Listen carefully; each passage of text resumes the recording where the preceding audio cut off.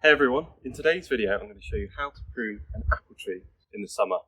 I'm going to bring you up close and personal so you can see exactly how I do it and how it's going to benefit your tree and get you better apples for this year's crop. Let's get to it.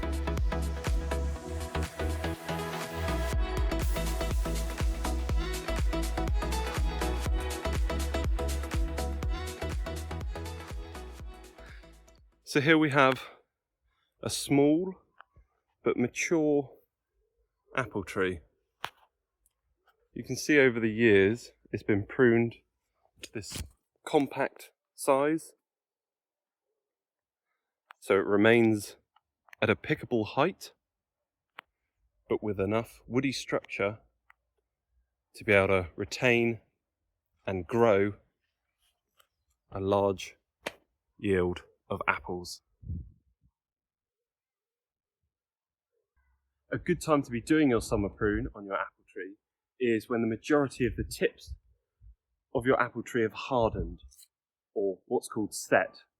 As you can see, this one hasn't set, but the majority of them have, and that's when the ends of the leaves have become brittle and have this waxy layer over them, and that means that they have set, so it's not going to put on any more foliage growth. So by cutting these off, it will enable all of that growth and nutrients to go to the apples. Just to show you on a close-up, this tip has hardened, waxy, thick and hard. So that's what's called when the tips have set. So it's not going to put on any more growth or use up any more energy on these leaves. And this is another one that's just about to set, so you can see it's a lot more soft, a little bit furry as well. And the majority of the tips on this tree have set, so it's a good time to get the prune done today. Now the reason we wait until the leaves have set is because the apple tree has finished putting on foliage growth. That means if we prune it today, it's not going to waste any more energy into putting on water shoots or anything like that, and all of the energy and nutrients can go to the apples.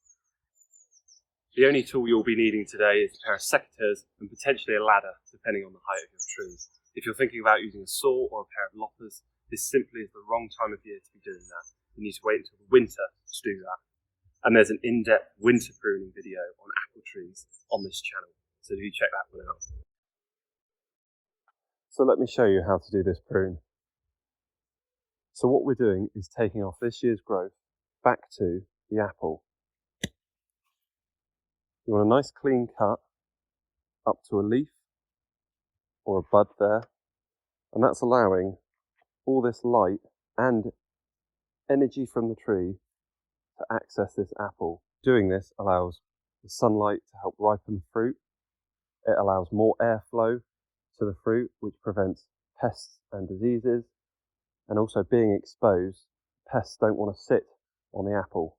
So it certainly acts as a deterrent, as if they're sat on the apple, they can quite easily be predated on. So there is no apple here, but you can see this is this year's growth, and that is last year's growth and the growth before. So we can come back into here, and this is also now exposed to the sunlight. So it will help ripen the wood here and potentially produce an apple bud here, which can turn into an apple next year. So same again, this year's growth down to the last kind of leaf cluster. And you can see that wasn't an apple this year, but now because the energy is not going to be in this growth here, the energy is going to now go into here, which will help that to produce an apple next year. Same again, coming in here. That will be an apple next year. You can see that kind of dense cluster of leaves. That's usually when it surrounds a bud, which will then be an apple. So you can see this one here, I wouldn't take any of that off because I know that that's going to be an apple next year. I don't want to damage that in any way. Same again here. By taking off foliage around here allows sunlight and energy to come into here so these sort of buds can ripen for next year. This elongated downward growth here I would take back because these leaves are obviously shielding the apples there, and we want the apples to be given full sunlight. And also it helps the wind kind of clear out all these, any dead leaves or debris in there, because that can certainly harbour pests.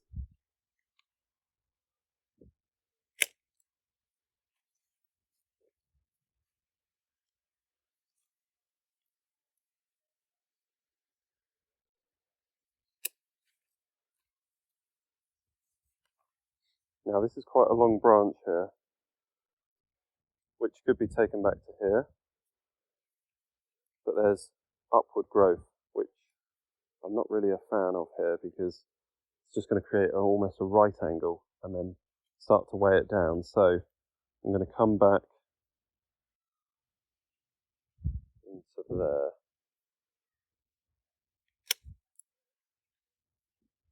As I know that can become an apple next year. Also this little cluster here has the potential to be an apple. And then that's freed up that space to allow the light to get to those apples. Same again, this upward growth has no use. We want outward growth on this apple tree in this situation. So I'm going to take that out completely.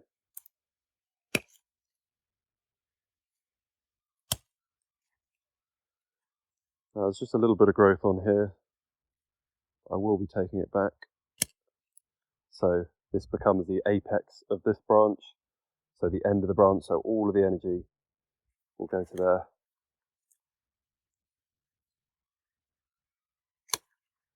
Same again here. There isn't actually any apples here, but by doing this, it's going to encourage more apple growth for next year. And creating that kind of spur network. So here there's actually quite a good little spur network. I'm surprised that these weren't apples this year. But potentially that's something the apple tree is going to put on for next year. So we'll leave that well alone. That you can see there's none of that elongated growth, and that's really what we want to be taking off. Similar to this. That can come right back into here. And we're creating that kind of short, stubby framework so it becomes strong to be able to hold the apples. If you just keep letting this elongate, yes, you will get some apples on there. However, it's just going to keep bowing down and becoming overweighted, and that's not what I want for this apple tree in this situation. Here, there's just a little bit of rubbing on there, so I'm going to take that bit off. You've got to be quite careful that you don't accidentally snip an apple off. Now here's a little bit congested, and these apples, you see they're a bit wrinkly, so I don't think any of these apples are going to come to anything good. I'm going to get rid of them, as otherwise the tree's going to put on quite a lot of water and nutrients to feed these apples, and I don't think they're going to come to anything. So what I'm actually going to do is take that whole thing off, so then it can focus on just a few for next year.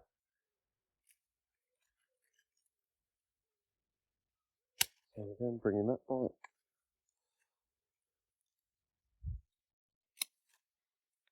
Bringing that back there, so that this actually did have some flowers which potentially didn't get pollinated, or they've just dried up, and that's why there isn't any apples there. So also by creating a more open apple tree, you're allowing pollinators and things to be able to get in there, find the flowers and pollinate those flowers so you can produce those apples.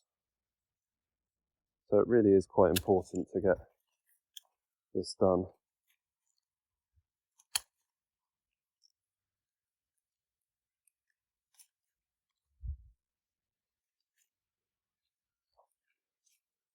Well, there's quite a few apples here, so it's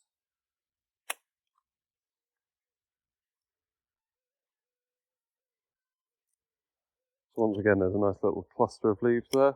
That gives me a good indication there's going to be an apple there next year, so I'll cut to that one.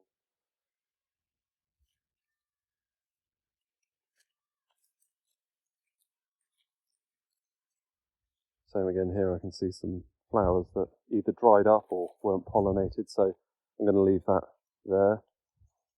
I'm happy to cut this one back though.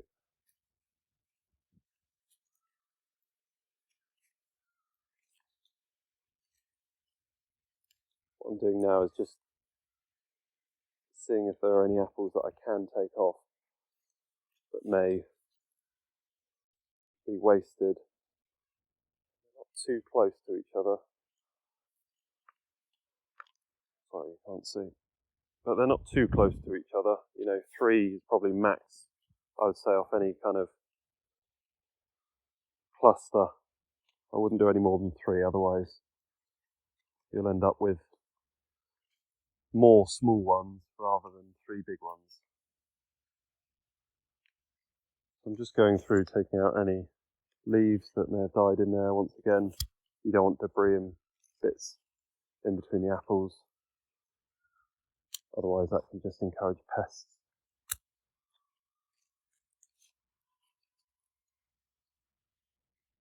And or rot and mould. That's another reason why we prune this out. Do you know what? I'm going to leave that for this year, or this prune, because what I'm going to do is in the winter I'm going to reduce this spur network as there's too many apples here. So I'm going to thin out that spur network next year, because long term I know there's going to be some nice new apples coming from here, and I don't want this to become overweighted and overbearing and then snap out further back. So what I'll do is I'll thin out some of the older spur network, which is this side, and encourage the new young spur network there.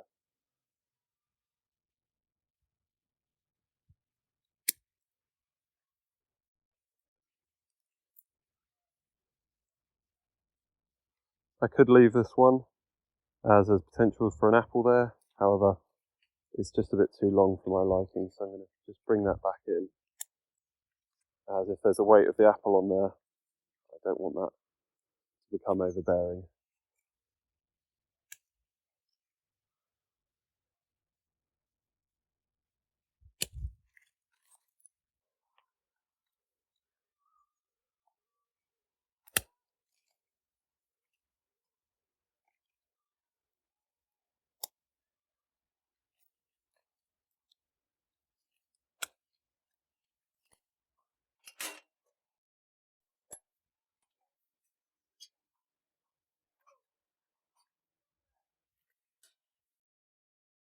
Right, so here, this branch is actually coming over on top of these apples and growing in this direction, so certainly want to be taking that one out. And I don't want to be taking it to a shoot growing inward. You want to be taking it to a shoot growing outward, away from the trunk. Otherwise it becomes entangled, and once again the airflow and light problems.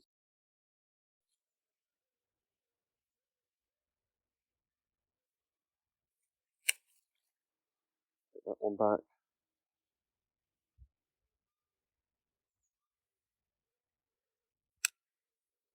See, now we've exposed these apples. That's certainly going to help them out.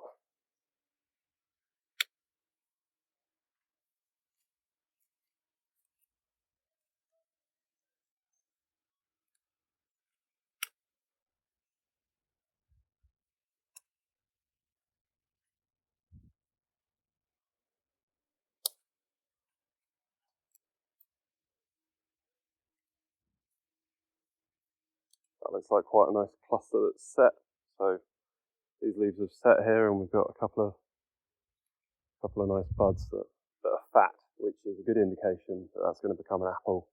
Well, certainly a flower next year, and then potentially an apple, if all goes well.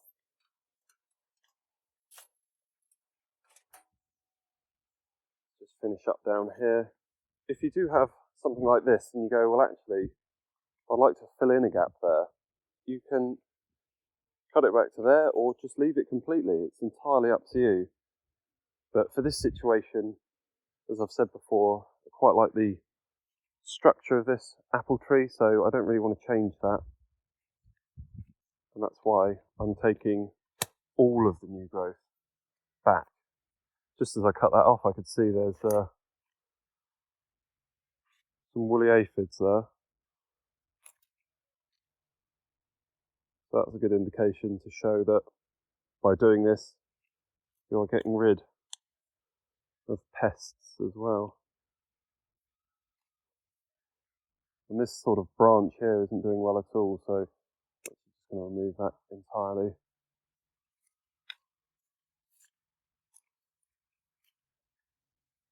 Here we've got some apples down here, so take that back. And by removing the shoots from further up, allows light to get down and help ripen the ones down here as well. So there's a bit of a funny growth here. It's kind of bent and growing inwards, so just going to completely take that. I'm going to chase that all the way back and completely take that one out.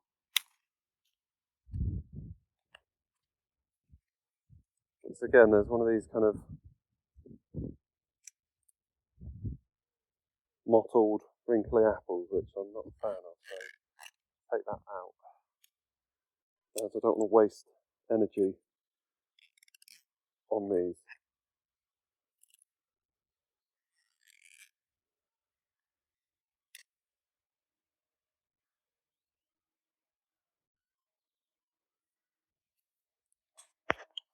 So in here, you can see what can happen if it becomes too congested. We've got not only a small undeveloped apple, but we also have a rotting apple. So that's an indicator for me that I need to start thinning that area out. It's also browned. The rot has passed onto that apple as well, so I'm actually just going to take that completely out. Once again, doing something like that, a spur thinning out, is more of a winter job, but the odd one here and there is not a problem.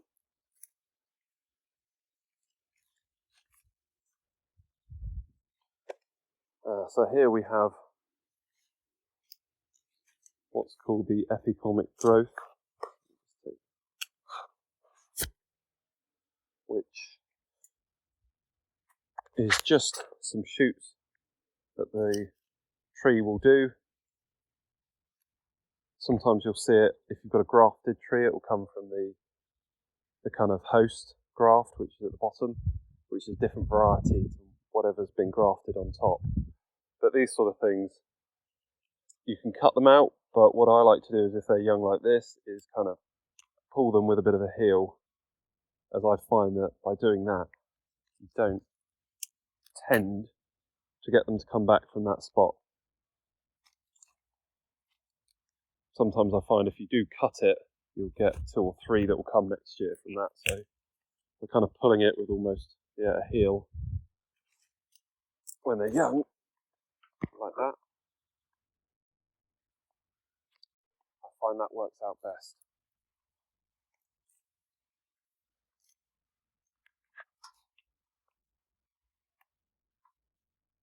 If there are any dead bits, once again you can just cut off the small ones with secateurs, but any larger severe bits, then once again wait till the winter. A nice example again, come right back into here, and that's your bud there. So most apple trees should kind of get a good amount of summer growth on them. If you're not getting a good summer growth, then I would certainly advise a winter prune, as that can help encourage and spur on growth. So I just took a bit of holly out there. It was overhanging this area because, once again, I want to make sure the light and the airflow can get to these apples.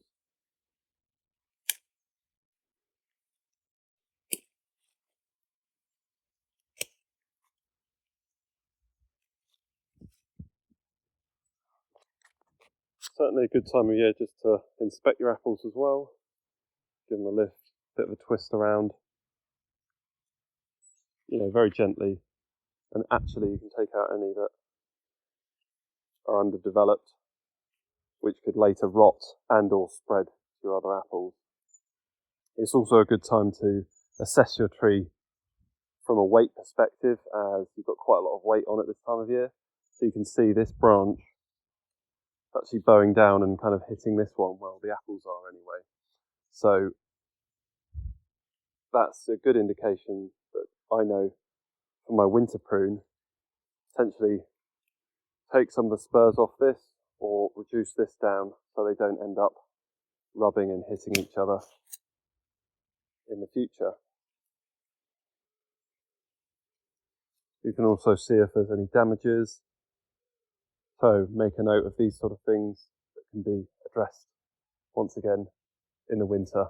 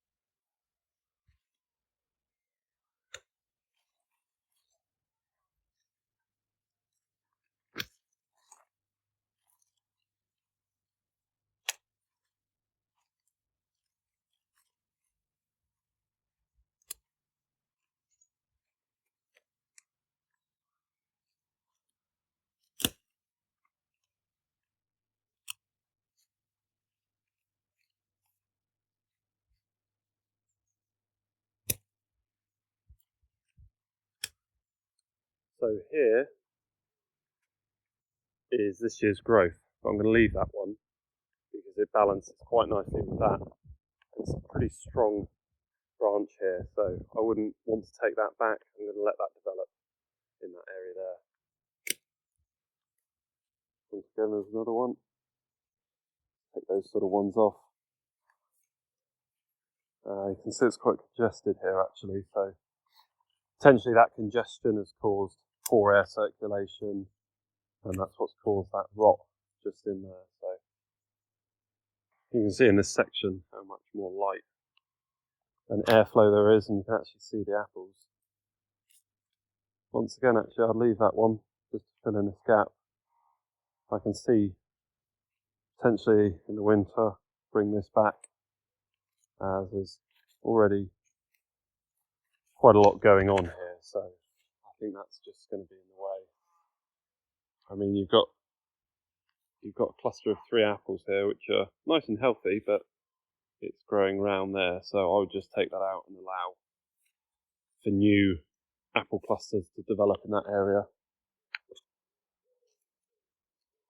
A good thought process with all pruning is if something's in the way, it's going to be in the way for the rest of its life. So sometimes it's better to just bite the bullet and get it out and then allow time to fill it in rather than always having it in the way. I'm going to take that one out. Already enough apples there, so I know that would become an apple, but I don't want to overbear it.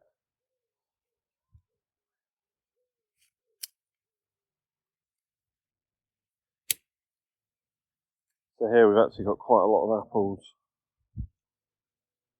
all sat on the ground, which really is not ideal. So what I am going to be doing I'm going to take a few of these out because look, yeah, you can even see in there. You got wood lice that will build up in there and leave a lot of debris, and that can cause rot. So I'm going to take another one out, and that's just enough to lift it off the ground. Because especially with the wet weather we've been having this summer, you don't want your apples sitting on wet grass.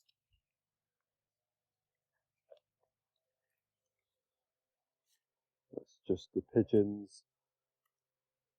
That's pigeon damage there, so you just take those leaves out completely.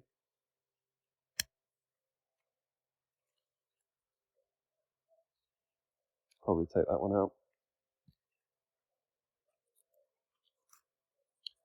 I've always had the mindset of I prefer to have a few good quality usable apples than lots and lots of small unusable or of poor quality apples. So I've always had the mindset to just take those sort of ones out.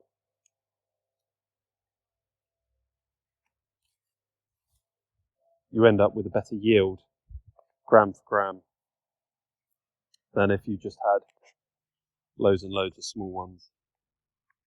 And there we have it.